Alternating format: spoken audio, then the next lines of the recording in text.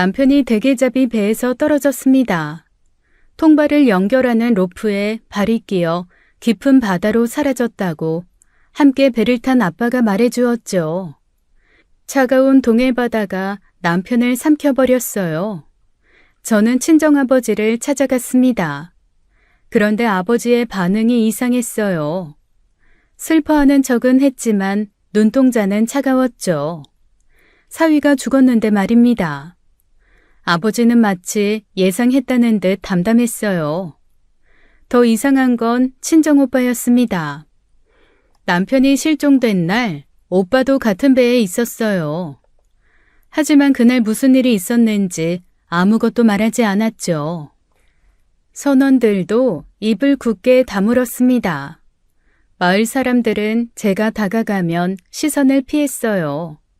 무언가 모두가 아는 비밀이 있는 것 같았죠. 그날 밤 저는 텅 빈 집으로 돌아왔습니다. 그때 현관문을 두드리는 소리가 들렸어요. 문을 열자 인도네시아 선원 안디가 서 있었습니다. 27, 남편과 같은 배를 탔던 청년이었어요. 그의 눈빛이 이상하게 번들거렸죠. 사모님, 계세요? 안디? 무슨 일이야? 이 늦은 시간에. 사모님, 힘드시죠? 전 사실 사모님이 좋아요. 저한테 잘해주셨잖아요. 안디, 그게 무슨 말이야? 시간이 늦었다. 내일 얘기하자. 순간 소름이 돋았습니다. 남편 시신도 못 찾은 상황에서 이게 무슨 말인지. 하지만 그의 다음 말이 더 충격적이었어요. 제가 중요한 거 알고 있어요. 남편분이 어떻게 된 일인지 그 이유를 알고 있다고요. 뭐라고요? 다 말씀드릴게요. 대신 제 소원 하나만 들어주세요. 소원? 어떤 소원을? 딱 한 번이면 돼요. 제가 그동안 꿈꿔왔던 거요. 그렇게 말하며 안디는 제게 가까이 다가왔습니다.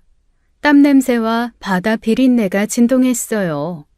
그의 거친 손이 문틀을 잡았죠. 아시고 싶으시죠? 그럼 저랑 거래해요.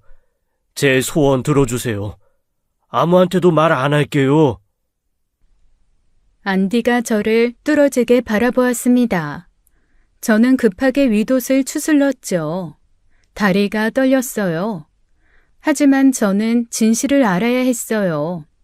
남편이 어떻게 죽었는지 알아야만 했죠. 좋아, 들어와. 동네 사람들 보기 전에. 저는 선택의 여지가 없었습니다. 안녕하세요. 저는 경북 영덕에서 태어났습니다. 아버지는 대게잡이 배 선장이었어요. 어머니는 항구 앞에서 작은 식당을 운영했죠. 평범한 어촌 마을의 평범한 딸이었습니다.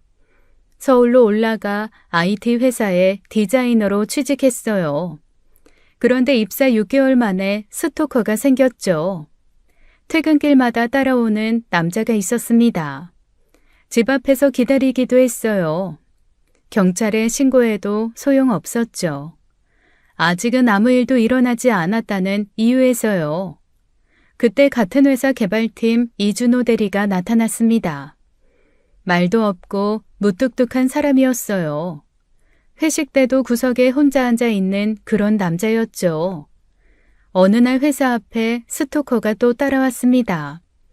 그때 준호 씨가 갑자기 나타났어요. 한마디도 없이 스토커 앞을 막아섰죠. 이분 불편해하시는 것 같은데요. 그만 가시죠. 당신이 뭔데 참견이야. 저 이분 회사 동료입니다. 계속 따라다니시면 경찰에 신고하겠습니다. 준호 씨의 목소리는 차분했지만 단호했습니다. 덩치가 큰 준호 씨 앞에서 스토커는 물러났어요. 그날 이후로 스토커는 사라졌죠. 저는 준호 씨에게 고마움을 표현하고 싶었습니다. 점심을 사겠다고 했더니 괜찮다고 손사래를 쳤어요. 하지만 저는 포기하지 않았죠. 매일 커피를 사다 줬습니다. 야근할 때 간식도 챙겨줬어요. 처음엔 부담스러워했지만 점점 마음을 열더군요. 준호 씨는 왜 그날 절 도와줬어요? 사람이 사람을 돕는데 이유가 필요한가요? 다 같이 도우며 사는 거죠. 그의 진심이 느껴졌습니다. 겉은 무뚝뚝해도 속은 따뜻한 사람이었어요. 2년의 연애 끝에 우리는 결혼했죠. 하지만 친정부모님은 달가워하지 않았습니다. 작은 IT 회사 개발자라는 직업이 마음에 안 드셨던 거죠. 결혼 준비를 시작하자 친정 부모님의 태도가 드러났습니다. 첫 소개 날부터 분위기가 싸늘했어요. 아버지는 준호 씨 명함을 보더니 코웃음을 쳤죠. 미선이랑 같은 회사 다닌다고? 거기 직원이 20명도 안 되는 구멍가게 아닌가? 넌 서울까지 보냈더니 뭔 사윗감을 이런. 아직 작은 회사지만 성장 가능성이 있습니다. 믿고 지켜봐 주세요. 이 성장 가능성? 그런 말 백날 해봐야 뭐해? 그래, 지금 당장 월급이 얼마나 되는데 미선이 먹여 살릴 수는 있겠나? 준호 씨는 침착하게 대답했습니다. 하지만 부모님은 계속 무시하는 말을 이어갔어요. 저는 속이 타들어갔죠. 결혼식 날도 마찬가지였습니다. 친정 어머니는 하객들 앞에서 대놓고 말했어요. 우리 딸 공부시켜봤더니 애가 착해서 시집을 잘못 갔다고 말이죠. 신혼집에 처음 왔을 때는 더했습니다. 20평 빌라를 보더니 한숨부터 쉬었어요. 그리고 준호 씨를 위아래로 훑어봤죠. 자넨 얼굴도 못생기고 몸만 뚱뚱한데 왜 그리 항상 웃어? 그럼 웃지 울어? 엄마는 왜 또 시비야? 속이 상해서 그런다 속이. 돈이라도 많아야지. 넌 이런 남자가 뭐가 좋다고 결혼했니? 엄마 그만해. 준호 씨가 얼마나 좋은 사람인데 왜 그래? 좋은 사람? 그게 밥 먹여주니? 능력도 없으면서 몸만 퉁퉁하게 살찐 것 좀 봐. 어휴, 보기만 해도 답답하다 얘. 그럴 때도 준호 씨는 아무 말도 하지 않았습니다. 그저 차를 내오며 웃기만 했어요. 제가 더 미안하고 괴로웠죠. 회사 이야기가 나올 때마다 친정아버지는 비아냥거렸습니다. 그런 작은 회사라는 말을 입에 달고 살았어요. 마치 준호 씨가 무능력한 사람인 것처럼 몰아갔죠. 그 구멍가게 그만두고 이직 준비해야 하는 거 아닌가? 우리 회사가 구멍가게면 아빠 배는 뭐 그냥 낚싯배야? 아이고 또 꼬레치 남편이라고 역성 드는 거 봐라. 옆집 영희는 대기업 다니는 남자 만나서 아파트도 샀다던데 넌 뭐하는 팔자니? 애 둘 낳고 행복하게 살 팔자다 왜? 저는 매번 남편 편을 들었습니다. 하지만 부모님의 무시는 계속됐어요. 남편은 늘 괜찮아. 내가 더 잘하면 되지. 라고 말했죠. 남편은 참 인내심이 대단했습니다. 어떤 모욕을 당해도 예의를 잃지 않았어요. 하지만 저는 그런 남편이 더 안쓰러웠죠. 명절은 지옥 같은 시간이었습니다. 친정오빠가 오면 비교는 더 심해졌어요. 오빠는 중견기업 과장이었죠. 설날 아침 차례상 앞에 모였습니다. 오빠가 준호 씨를 위아래로 훑어봤어요. 그리고 비웃듯이 말했죠. 매제, 살 좀 빼야겠는데? 아유, 나처럼 헬스라도 다녀봐. 그 배 좀 봐. 임신한 것 같잖아. 맞아요. 오빠는 요즘 크로스핏도 하고 몸 진짜 좋아졌거든요. 식스팩도 생겼어요. 매제는 취미가 뭐야? 운동은 안 하고 뭐 하면서 시간 보내? 저는 집에서 피규어 조립 같은 걸 좋아해요. 뭐 건담 같은 거요. 순간 거실이 조용해졌습니다. 오빠와 새언니가 서로를 보며 피식 웃었어요. 그리고 오빠가 대놓고 말했죠. 뭐? 아이, 피규어? 야, 그거 오타쿠들이 나는 거 아니야? 어른이 인형놀이를 한다고? 어머, 진짜요? 그런 걸로 방 가득 채우는 사람들 TV에서 봤어요. 좀 징그럽던데. 아이고, 그런 쓸데없는 데 돈 쓰지 말고 차라리 운동을 해. 보기만 해도 답답해 죽겠네. 남편은 그저 조용히 웃기만 했습니다. 저는 참을 수가 없었어요. 폭발하기 직전이었죠.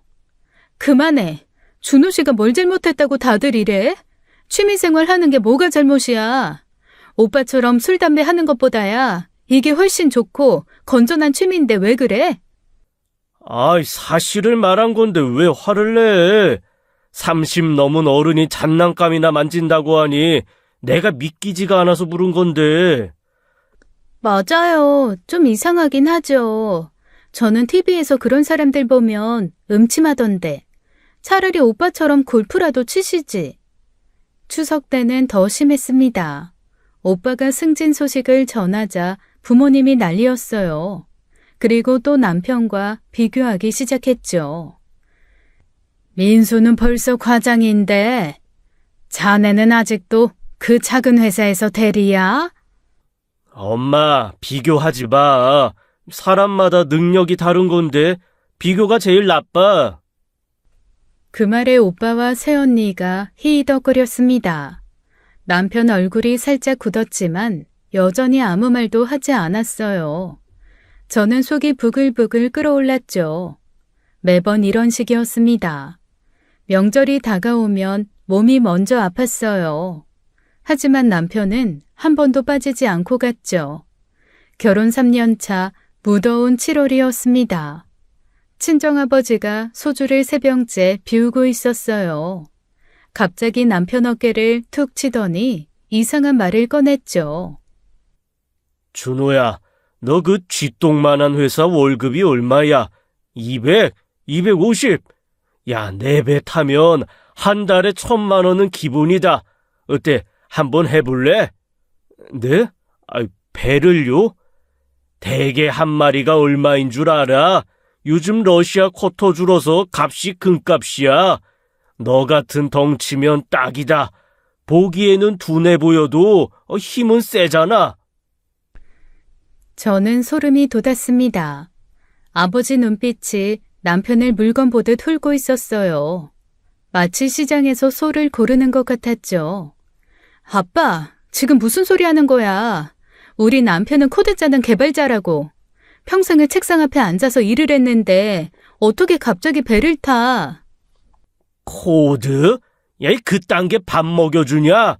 내가 보기엔 준호는 타고난 뱃사람이야. 저 넓은 어깨, 두꺼운 허벅지하며 팔뚝 봐라. 통발 들기 딱 좋은 몸이라고. 준호야, 요즘 선원들 인도네시아에서 데려와도 3년 계약에 보증금만 5천이야. 네가 하면 얼마나 좋겠니? 우리가 남이가. 하지만 전 지금 제 일이 그거 40대면 잘린다며. 치킨집 차리는 게 꿈이냐? 내 배는 정년도 없고 나중에 다 네 거다. 10억짜리 배를 준다는데 내가 그 배를 누구를 주겠냐? 어? 아버지가 남편 팔뚝을 움켜쥐었습니다. 취기 어린 눈으로 힘을 가늠하듯 주물렀어요. 남편은 당황해서 몸을 빼려 했죠. 아이고, 힘 좋네. 이 정도면 통발 30개는 거뜬히 들겠다. 인도네시아 놈들은 10개도 버거워하던데. 아빠, 손 떼. 지금 뭐 하는 거야?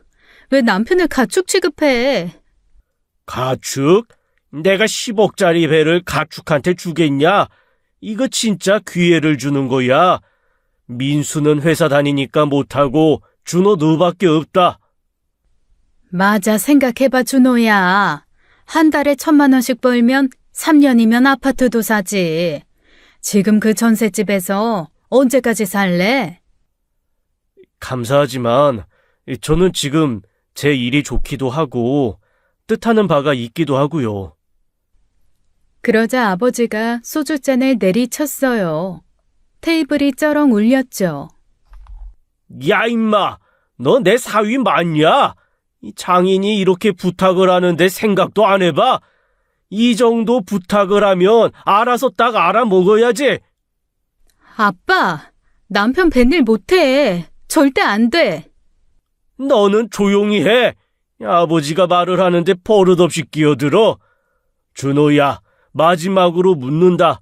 정말 안 할 거야? 에이, 죄송합니다. 전 지금 제 일이 정말 좋습니다. 아버지가 벌떡 일어났습니다.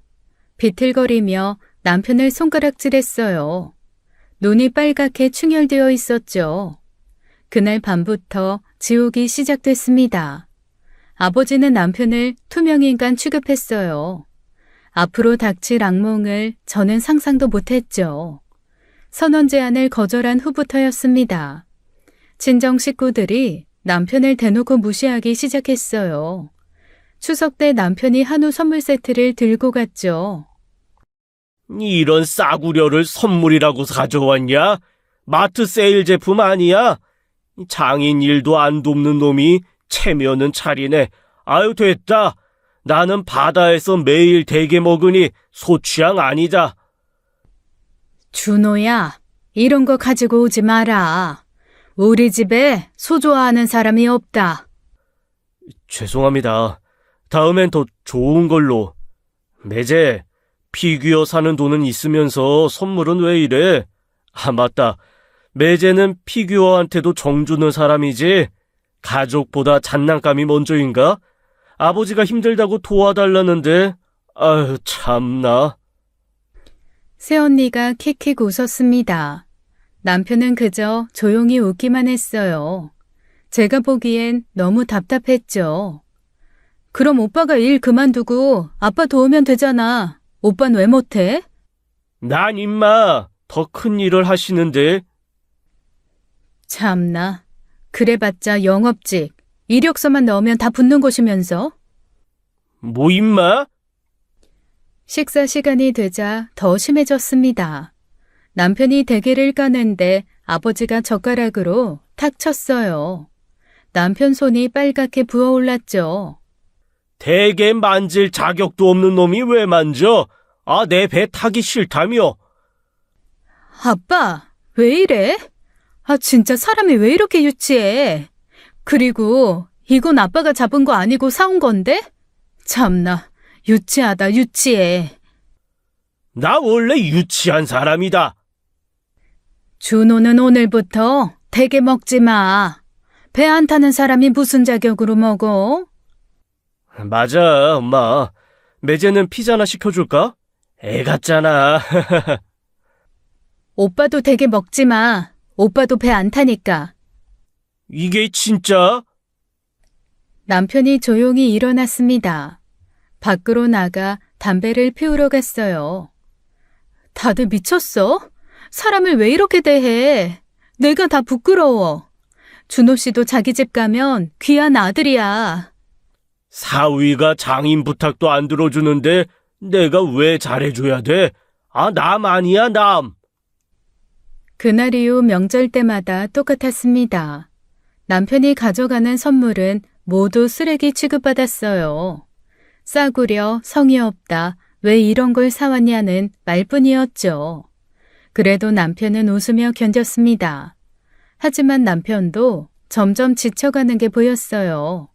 저는 마음이 찢어질 것 같았죠. 그해 겨울 친정 아버지가 쓰러졌습니다. 병원에서 간경화 진단을 받았어요. 간이식 없이는 6개월이라는 시한부 선고였죠. 민수야, 너는 검사 안 받아도 돼. 회사도 다니는데 어떻게 수술을 하니?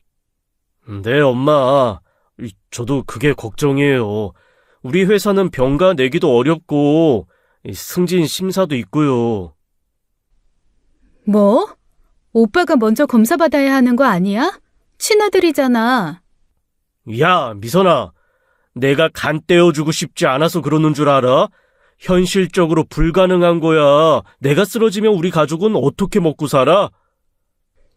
맞아요, 아가씨. 오빠는 가장이에요. 한 집안의 기둥을 무너뜨릴 순 없잖아요. 저는 어이가 없었습니다.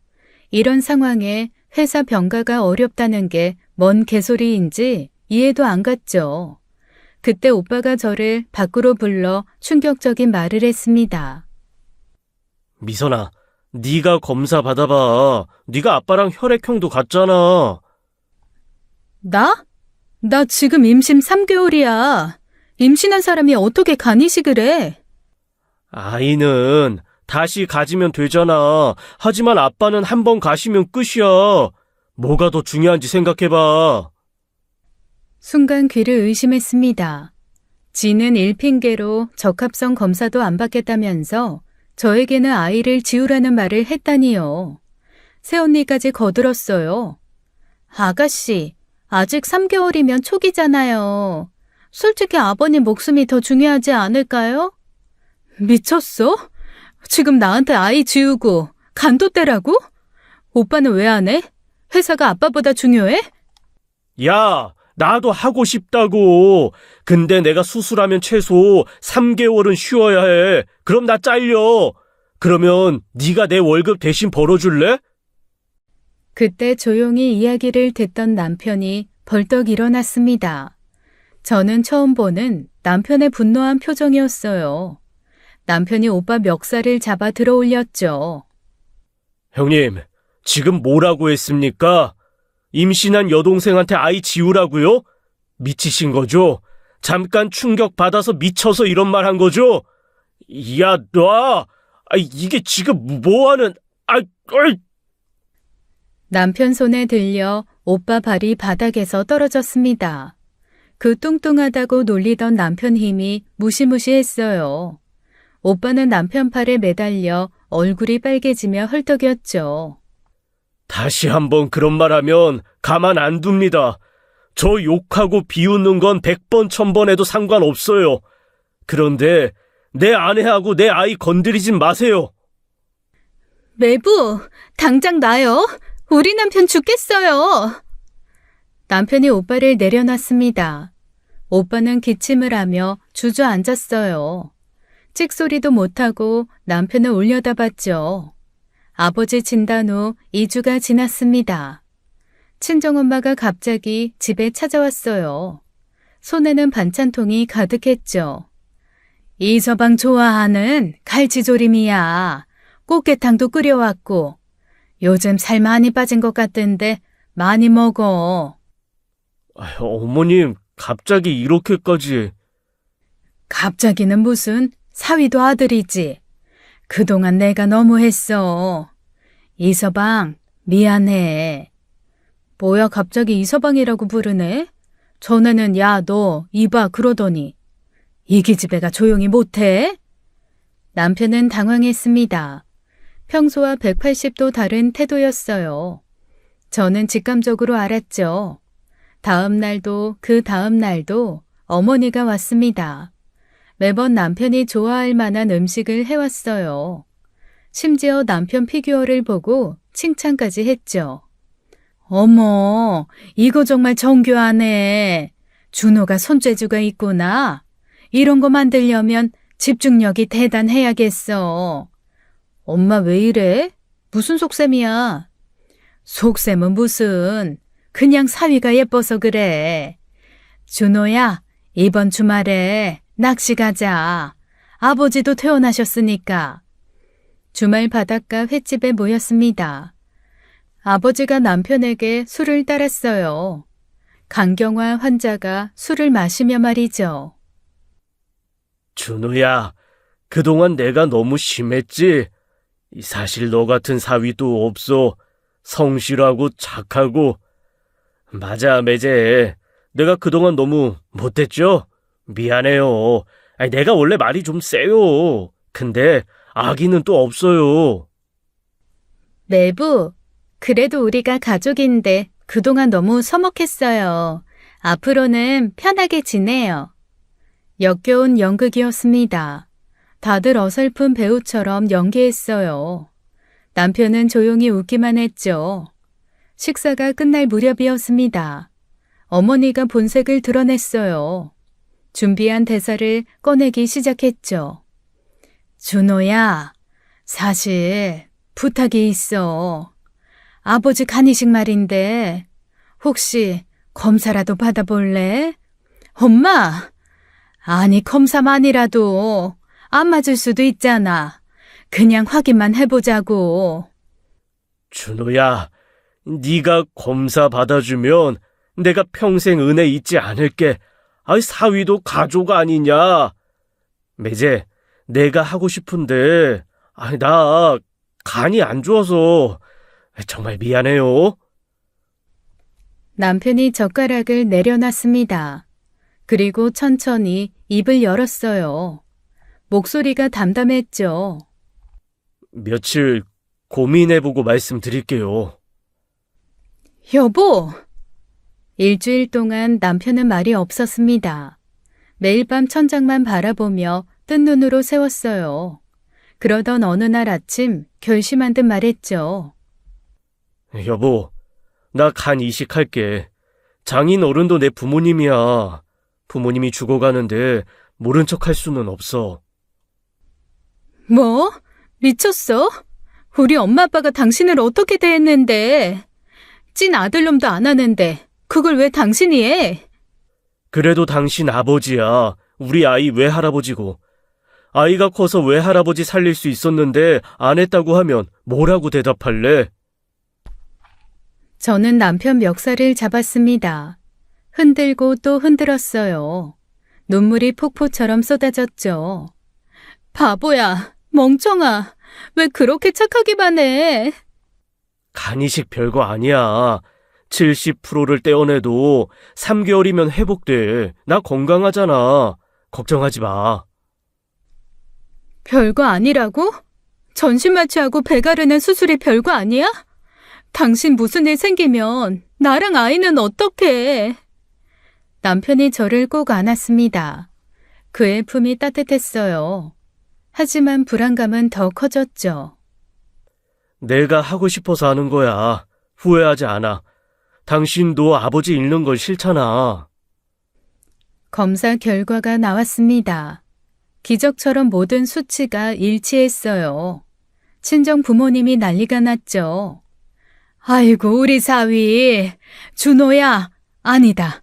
이제 너는 내 아들이야. 너 정말 천사다. 어떻게 이런 은혜를 갚지? 준우야, 내가 평생 잊지 않을게. 너 내 생명의 은인이야. 진짜 아들이야, 아들. 매제, 동생. 이제부터 동생이라고 부를게. 형이 평생 은혜 갚을게. 역겨웠습니다. 수술 전날까지 우리 아들 타령이었어요. 마치 처음부터 사랑했던 것처럼 연기했죠. 수술은 8시간 걸렸습니다. 저는 그 시간이 8년처럼 느껴졌어요. 다행히 성공적으로 끝났죠. 3개월 후 아버지는 완전히 회복했습니다. 술도 다시 마시기 시작했어요. 남편은 여전히 회복 중이었는데 말이죠. 저는 불안했습니다. 남편의 선한 마음이 독이 될 것 같았어요. 간이식 1년 후였습니다. 아버지는 완전히 건강을 되찾았어요. 준우야, 너 덕분에 나 새 생명 얻었다. 근데 말이야, 나 인제는 배 타기가 힘들어. 네가 좀 도와주면 안 될까? 아버님, 저번에 말씀드린 것처럼 아직도 그 조만한 회사 가지고 그러냐? 월급 300도 안 되잖아.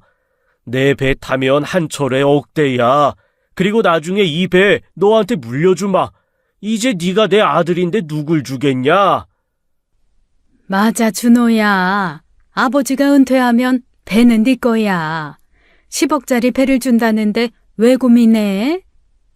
내 생명의 은인인데 어업권이랑 어업일지도 다 가르쳐주마. 대게잡이는 구할이 노하우야. 그 노하우를 내가 전수해주지. 그날부터 아버지는 매일 남편을 설득했습니다. 선원들이 남편을 형님이라 부르게 했어요.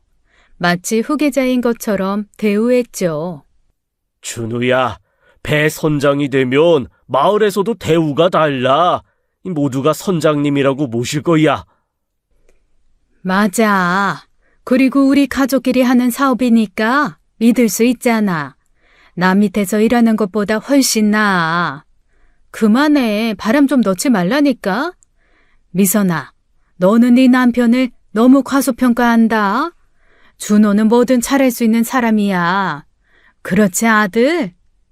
아들이라는 말에 남편이 흔들렸습니다. 그동안 처가에서 인정받지 못했던 남편이었어요. 가족이라는 말에 약했죠. 결국 남편은 회사를 그만뒀습니다. IT 개발자에서 어부가 된 거예요. 저는 말렸지만 소용없었어요. 결국 저희 부부는 친정 근처로 이사를 했습니다. 여보, 4년만 해볼게. 배 물려받으면 우리도 좋잖아. 아이 교육비 걱정 없이 살 수 있고. 바보야. 엄마 아빠가 약속을 지킬 것 같아? 간이식 받고도 술 퍼먹는 사람인데. 이번엔 달라. 나한테 어업일지도 보여주고 있어. 진짜야. 첫 출항날이었습니다. 새벽 3시에 일어나 배를 탔어요. 남편은 토하면서도 일했죠. 준우야, 통발 들어. 빨리빨리. 게으름 피우면 안 돼. 네, 아버님. 아버님, 이제부터 선장님이라고 불러. 배에서 내가 왕이다. 4년이 흘렀습니다. 남편은 뱃일을 완벽히 익혔어요. 대게잡이 전문가가 되었죠. 그러던 어느 날 친정오빠가 갑자기 고향에 나타났어요. 양복 대신 트레이닝복을 입고 있었죠. 엄마, 아빠, 나 회사 그만뒀어. 이제부터 아빠 배 타려고. 뭐? 갑자기 왜? 그 좋은 회사를 왜 그만둬? 좋긴 뭐가 좋아. 맨날 야근에 스트레스에. 차라리 바다에서 일하는 게 나아. 순간 공기가 얼어붙었습니다. 남편이 오빠를 바라봤어요. 아버지는 묘한 표정을 지었어요. 그래? 갑자기 왜? 니는 배 타는 거 죽어도 싫다고 했잖아. 생각이 바뀌었어요. 도시 생활이 지겨워. 고향에서 가족이랑 일하는 게 행복할 것 같아. 형님, 배 일이 쉽지 않습니다. 새벽 3시에 일어나서. 알아. 매제가 4년 동안 고생한 거 다 봤어. 나도 할 수 있어. 아니, 더 잘할 수 있지. 오빠가 무슨 배 일을 해? 평생 도시에서만 살았잖아. 야, 나도 영덕 바다에서 컸어. 피가 어디 가겠냐? 그리고 매제가 하는 거 보니까 뭐 별거 아니던데. 오빠는 똑똑하니까 금방 배울 거예요. 게다가 친아들이잖아요. 그래도 민수야, 신중하게 생각해. 네가 진짜 배 일을 할 수 있겠어? 저는 오빠 친구들을 수소문했습니다. 영덕 시내를 돌아다니며 물어봤어요. 그리고 충격적인 사실을 알게 되었죠. 오빠 고등학교 친구가 말해줬습니다. 술집에서 만났는데 취해서 오빠가 다 털어놨다고요. 진실은 상상 이상이었어요. 민수가 회사 공금 5천만 원 빼돌렸대. 코인 투자하다가 다 날렸다고. 뭐? 그래서? 들키기 직전에 대출 받아서 메꿨대. 근데 대출 이자 못 갚아서 회사에서 자진 퇴사했다고 뭐 그렇게 말하긴 하는데 내가 볼 때는 사실상 윗사람들이 횡령 흔적 눈치챌 것 같으니까 걸리기 직전에 그만둔 거지. 저는 바로 친정집으로 달려갔습니다. 거실에 모두 모여 있었어요. 오빠는 맥주를 마시며 TV를 보고 있었죠. 오빠, 회사 돈 횡령했지? 5천만 원 빼돌려서 코인했다며? 뭐? 누가 그런 개소리를... 성진이 오빠가 다 말했어. 순간 오빠 얼굴이 빨개졌습니다. 아버지가 소리를 질렀죠. 이놈의 새끼가 회사 돈 훔쳐먹은 게 사실이야? 5천만 원을 횡령했다고? 아버지가 벌떡 일어나 오빠 뺨을 때렸어요. 짝 소리가 집안에 울렸죠. 이 못난 새끼, 내가 너를 그렇게 키웠냐? 남의 돈 훔쳐서 코인이나 하고 그것도 모자라 대출까지? 아이, 아빠, 그게 실수였어요. 다 갚았잖아요. 실수? 그게 실수냐, 범죄지? 네가 감옥 안 간 게 처우눈이야. 내가 창피해서 고개를 못 들겠다. 여보, 진정해. 민수도 반성하고 있어. 반성? 반성하는 놈이 고향 와서 큰 소리야? 배 타겠다고? 네가 무슨 자격으로? 아이, 그래도 전 아들이잖아요. 아들인데 이렇게까지. 아들, 너 같은 놈이 내 배를 타. 창피해서 못하겠다. 이 버러지 같은 놈. 아버지는 진심으로 화가 난 것 같았습니다. 오빠는 고개를 숙이고 아무 말도 못했어요. 새언니도 구석에서 눈치만 봤죠. 결국 오빠가 고향에 내려온 이유가 드러난 거였습니다. 갈 곳이 없으니 아빠 밑으로 들어온 거였어요. 오빠가 귀향한 지 3년이 지났습니다. 그동안 오빠는 뱃일을 대충 배웠어요. 그리고 어느 날 저녁 아버지가 폭탄 선언을 했죠. 준호야, 내가 2, 3년 후에 은퇴할 생각이야. 이제 나이도 있고 몸도 예전 같지 않네. 네, 아버님, 그동안 고생 많으셨습니다. 그래서 말인데, 배는 민수한테 물려줘야 할 것 같다.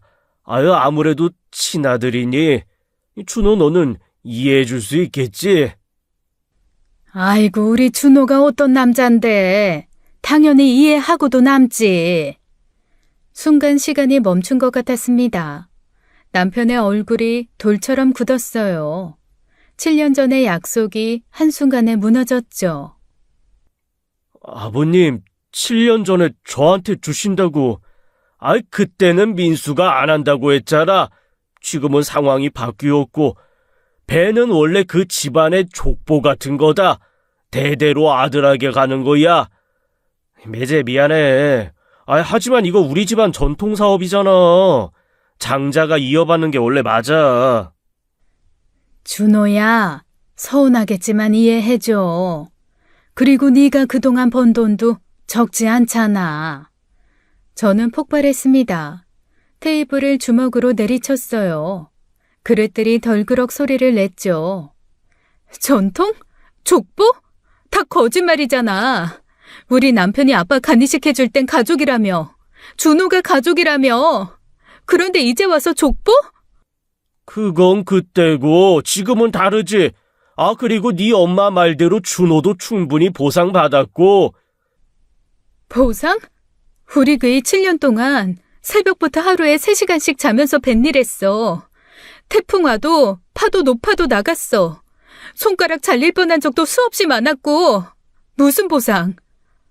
월급 받았잖아. 이전 회사 다닐 때도 월급에 상여받으면 그 정도는 받았어. 남편이 천천히 일어났습니다. 남편의 눈에 배신감이 가득했어요. 하지만 목소리는 차분했죠. 간 이식도 제가 하고 싶어서 한 거였네요. 7년 동안 감사했습니다. 처음부터 솔직하게 말씀해 주시지 그러셨어요. 속이지 마시고. 준호야, 그게 무슨 말이야. 우리가 널 속인 게 아니야. 속인 게 맞습니다.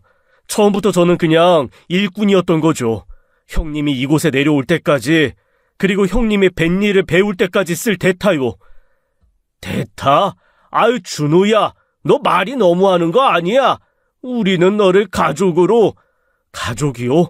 가족이 이럽니까?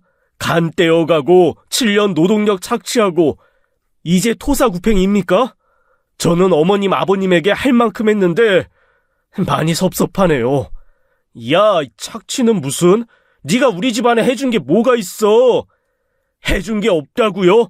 제가 이 자리에서 그동안 제가 무얼 했는지 다 말해야 합니까? 침묵이 흘렀습니다. 아버지가 고민하는 듯 했어요. 그리고 한 가지 제안을 했죠. 그래, 준호 마음도 충분히 이해가 간다. 그럼 이렇게 하자. 내가 은퇴할 때까지 둘이 경쟁을 해라. 더 일 잘하는 사람한테 배를 주겠다. 그게 맞는 것 같구나.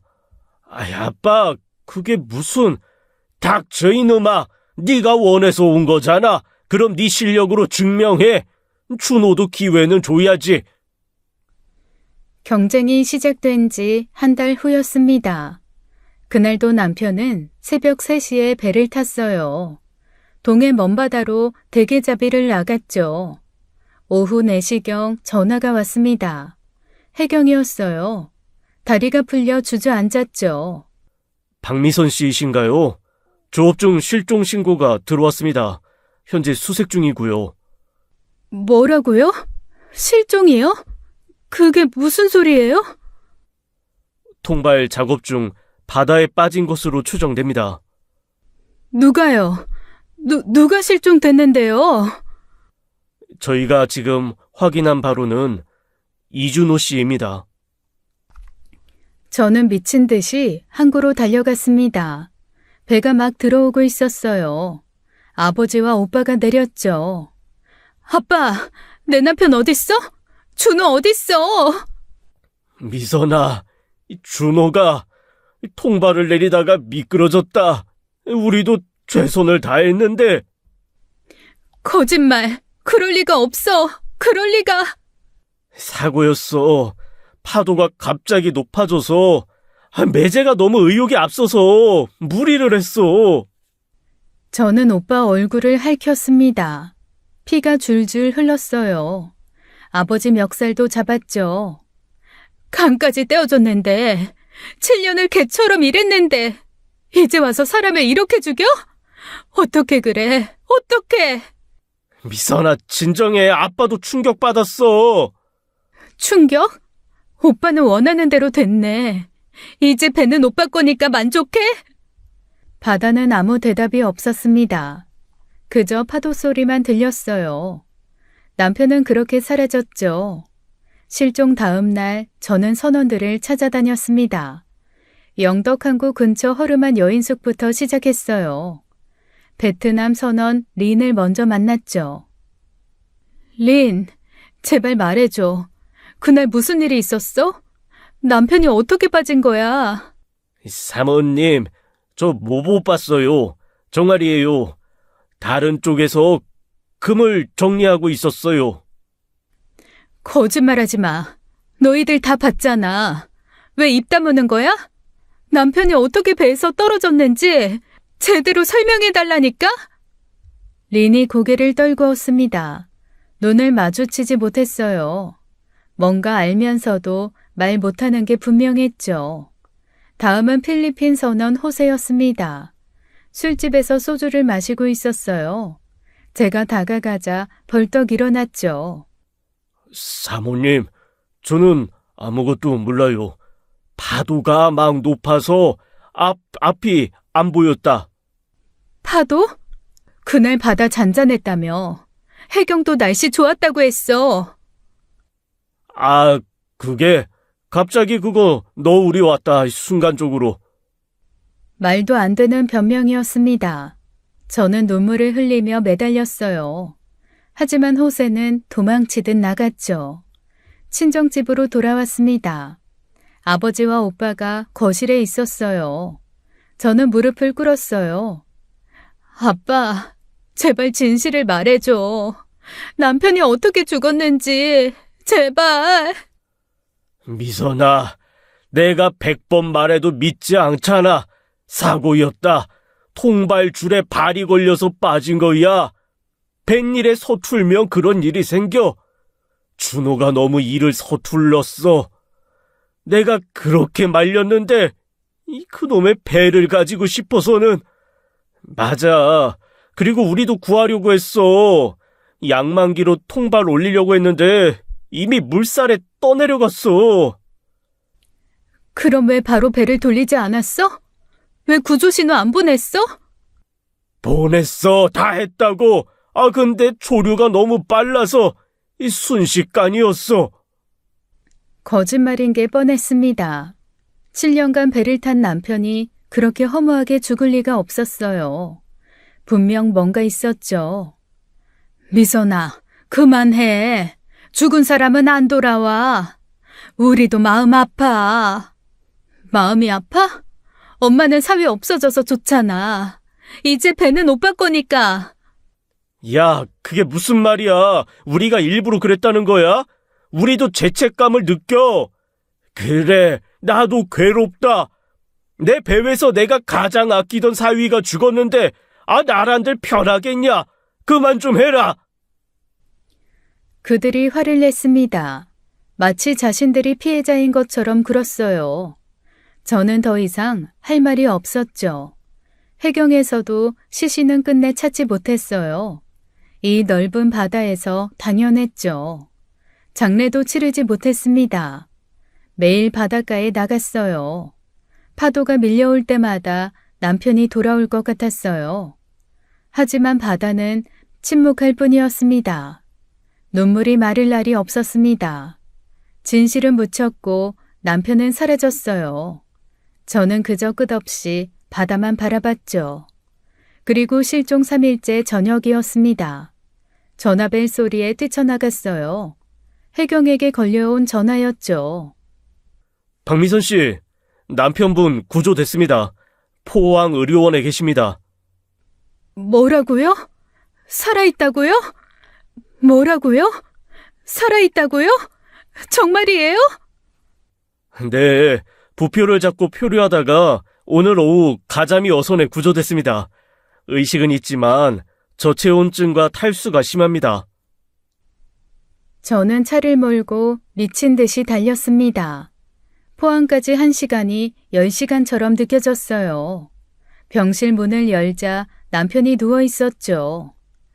여보, 살아있었구나. 어떡해. 여보, 미안해. 걱정시켜서. 남편은 온몸이 상처투성이었습니다. 입술은 갈라져 있었고 얼굴은 햇볕에 벗겨져 있었어요. 3일간 바다에서 표류한 흔적이었죠. 의사가 들어왔습니다.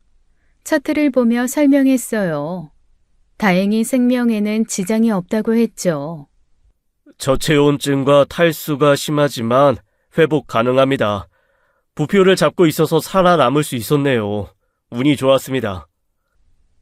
남편이 제 손을 꽉 잡았습니다. 그리고 충격적인 말을 시작했어요. 목소리가 떨렸죠. 여보, 형님이 날 밀었어. 뭐? 오빠가? 통발 내리는데 갑자기 뒤에서 밀더라고. 그리고 내 발목에 통발줄을 일부러 감았어. 계획적이었어. 온몸에 소름이 돋았습니다. 친오빠가 남편을 죽이려 했던 거죠. 물에 빠지자마자 통발이 나를 끌고 바다 밑으로 내려갔어. 간신히 줄을 끊고 올라왔는데 이 배가 멀어지고 있더라. 아빠는 뭐 했어?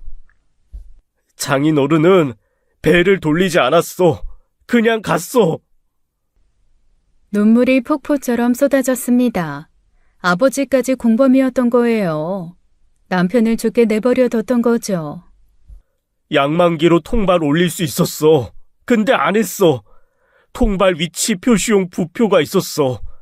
그게 바로 옆에 떠 있어서 간신히 잡았어. 그것만 붙잡고 이틀을 버텼던 거야. 경찰이 병실로 들어왔습니다. 남편의 진술을 듣기 위해서였어요. 이제 진실이 밝혀질 차례였죠. 남편이 살아 돌아온 순간 모든 게 무너질 거였죠. 경찰이 본격적인 조사를 시작했습니다. 하지만 남편의 진술만으로는 증거가 부족했어요. 친정 가족들은 전면 부인했죠. 취조실에서 오빠가 큰 소리 쳤습니다. 형사님이 녹취록을 보여줬어요. 오빠는 끝까지 거짓말했죠. 제가 왜 매제를 밀어요? 매제가 욕심 부리다가 파도 때문에 떨어진 거예요. 저도 목숨 걸고 구하려고 했어요. 그럼 왜 구조 신호를 안 보냈습니까? 왜 배를 돌리지 않았죠? 아버지가 선장이에요. 저는 결정권이 없어요. 그리고 조류가 너무 빨라서 매제가 바로 시야에서 사라졌다고요. 그 컴컴한 바다에서 어떻게 찾습니까? 네? 형사님이 바다를 알아요? 아버지도 똑같이 주장했습니다. 사고였다는 거짓말을 반복했어요. 증거가 없으니 당당했죠. 내가 사위를 왜 죽여요? 간 이식까지 해준 은인인데, 아이고, 억울해 미치겠네. 그럼 왜 구조하지 않았습니까? 부표 위치는 확인 가능했을 텐데요. 아, 이 사람아! 부표랑 묶여있는 통발이 끊어졌다니까요. 그래서 못 찾았지. 그리고 파도가 높아서 시야가 안 좋았고, 우리도 최선을 다했어요. 당신이 바다를 알아? 내가 몇 년 동안 바다에서 살았는지 아냐고? 수사가 난항에 빠졌습니다. 목격자가 없으니 입증이 어려웠어요. 그때 안디가 경찰서에 나타났죠. 저는 3일 전 안디를 만났었습니다. 안디가 집으로 찾아왔던 그날 밤이었어요. 진실을 말하는 조건으로 제게 소원을 들어달라고 했었죠. 저는 그 소원을 들어주기로 했습니다. 드디어 안디가 증언을 했습니다. 법정이 술렁였어요. 충격적인 진실이 밝혀졌죠. 박민수 씨가 이준호 씨 발목에 통발줄을 감았어요. 일부러요. 그리고 등을 세게 밀었어요. 확실히 봤습니까? 네, 저는 5m 떨어진 곳에서 조업하고 있었어요. 박민수 씨가 막 욕을 하면서 이준호 씨를 밀었어요. 오빠가 벌떡 일어났습니다. 얼굴이 새빨갛게 달아올랐어요. 하지만 이미 늦었죠. 거짓말이야. 인도네시아 놈 말을 믿어요? 돈 받고 거짓 증언하는 거예요. 그리고 선장님은 이준호 씨를 봤어요. 떨어진 그 순간 선장실 창문으로 분명히 보고 있었어요. 부표 잡고 있는 걸 저도 분명히 봤는데 죽은 것 같다고 말했어요. 이 새끼가 거짓말하지 마. 검사가 증거를 확인했습니다. 오빠는 더 이상 부인할 수 없었어요. 결국 자백하기 시작했죠. 아버지도 결국 인정했습니다. 구조하지 않은 것이 사실이었어요. 방조죄가 성립했죠. 결국 판결이 나왔습니다. 오빠는 살인미수로 징역 7년을 선고받았어요. 아버지는 방조죄로 징역 3년이었죠. 미선아, 네가 어떻게 가족을 파냐? 어떻게 아빠랑 오빠를 감옥에 보낼 수가 있어? 가족? 남편 죽이려 한 사람들이 무슨 가족이야? 내 남편이 아빠한테 어떻게 했는데? 아들이라며? 어머니는 아무 말도 못했습니다. 그저 눈물만 흘렸어요. 모든 게 끝난 순간이었죠. 안디가 짐을 싸서 저희 집으로 왔어요. 이제 고향으로 돌아갈 준비를 하는 거였죠. 안디가 제 집으로 와서 빈 소원은 그거였어요. 고향에 가고 싶다고요.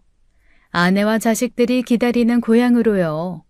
그래서 저는 그 소원을 들어주기로 한 거였어요. 안디도 저와 남편을 위해 증언을 해주면 이제 다시는 이곳에서 배를 탈 수 없을 테니까요. 사모님, 약속 지켜주셔서 감사합니다. 이제 집에 갈 수 있어요. 당연히 지켜야지. 안디 덕분에 남편이 정의를 찾았어. 사실 그날 너무 무서웠어요. 민수 씨가 준호 씨를 미는 걸 보고 저도 밀까봐 숨었어요. 남편이 안디 손을 잡았습니다. 눈물을 글썽이며 말했어요. 진심 어린 감사였죠. 이해해, 안디. 정말 고마워. 너 아니었으면 나 많이 억울했을 거야. 안디 덕분에 이겼어. 준호 형님은 좋은 사람이에요. 배에서 저희 외국인 선원들 항상 챙겨줬잖아요. 저 다 기억해요. 고마워요, 준호 형님. 그제야 알았습니다. 남편이 배에서 외국인 선원들에게 잘해줬다는 걸요. 그래서 안디가 용기를 낸 거였어요. 인도네시아에 아내랑 아이 둘이 있어요. 8년 만에 만나게 됐어요. 정말 보고 싶었어요. 정착자금 3천만 원 준비했어. 고향 가서 작은 가게라도 차려. 이렇게 많이 정말 감사합니다. 평생 은혜 잊지 않을게요. 안디가 사진을 꺼내 보여줬습니다. 아내와 어린 아들, 딸이 웃고 있었어요. 가족을 위해 타국에서 일했던 거였죠. 선장님이랑 민수 씨 때문에 다른 선원들도 많이 무서워했어요. 하지만 아무도 말 못했죠. 내부 고발자는 다시는 배를 못하니까. 그런데도 증언해줬구나. 정말 용기 있는 일이었어. 저도 아빠예요. 만약 제가 바다에서 죽으면 우리 아이들은 어떻게 되겠어요? 그 생각하니까 용기가 났어요. 다음 날 새벽 공항으로 안디를 배웅했습니다. 그가 떠나기 전 마지막으로 말했어요. 눈물을 흘리며 말이죠. 사모님, 형님, 한국에서 일하면서 힘들었어요. 하지만 두 분 같은 좋은 사람도 만났어요. 안디도 좋은 사람이야. 덕분에 진실이 밝혀졌어. 고향 가서 열심히 살게요. 아이들한테 자랑스러운 아빠가 될게요. 비행기가 이륙했습니다. 안디는 끝까지 손을 흔들었어요. 정의를 위해 용기 낸 청년이었죠. 그날 이후 안디에게서 편지가 왔습니다. 고향에서 작은 식당을 열었다고요. 아내와 아이들이 행복하다고 했죠. 편지 마지막에 이렇게 적혀 있었습니다. 준호 형님이 살아계셔서 정말 다행입니다. 정의는 반드시 승리한다고 아이들에게 가르치고 있어요. 눈물이 났죠. 그 일이 있은 지 많은 시간이 흘렀습니다. 남편은 기적적으로 살아났지만 바다 트라우마가 심했어요. 우리는 내륙도시 대구로 이사했죠. 남편은 다시 IT 회사에 취직했습니다. 작은 스타트업이었지만 실력을 인정받았어요. 이제는 개발팀장이 되었죠. 여보, 오늘도 피규어 만들 거야? 지안이랑 같이 만들기로 했어. 건담 새 시리즈 나왔대. 아들이 이제 8살이 되었습니다. 아빠를 꼭 닮아 피규어를 좋아해요. 부자가 함께 만드는 모습이 행복해 보였죠. 친정과는 완전히 연을 끊었습니다. 어머니가 가끔 전화하지만 받지 않아요. 그들이 선택한 길이니까요. 가끔 남편이 악몽을 꿉니다. 바다에 빠지는 꿈이래요. 그럴 때마다 꼭 안아줍니다. 여보, 내가 살아 돌아와서 정말 다행이다. 당신이랑 아이 곁에 있을 수 있어서. 나도 당신이 살아있어서 너무 감사해. 평범한 일상이 얼마나 소중한지 알게 되었습니다. 매일 아침 남편이 출근하는 뒷모습을 보며 안도해요. 오늘도 무사히, 내일도 무사히 함께할 수 있기를 바라면서요. 안디에게서 가끔 사진이 옵니다. 식당이 잘 되고 있다고 해요. 그의 행복한 얼굴을 보면 마음이 따뜻해지네요. 우리 가족은 이제 진짜 가족만 남았습니다. 서로를 아끼고 사랑하는 세 사람, 그것만으로도 충분히 행복하죠.